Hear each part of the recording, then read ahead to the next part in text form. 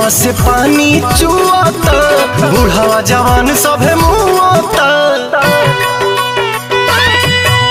मुहवा से पानी चुआता, बूढ़ावा जवान सभे मुआता।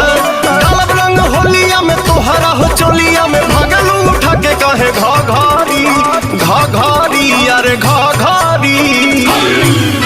जो बनवा हकी गलहरी, घसाई रंग सा गलहरी।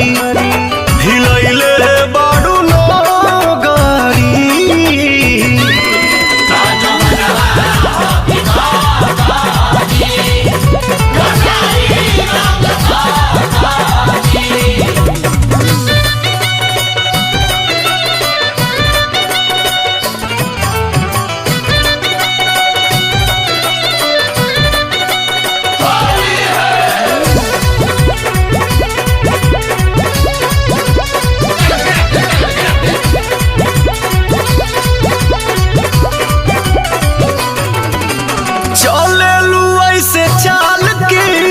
से जवानी दलकता तो पतनी ओढ़निया से दोनों जवनवा झलकता।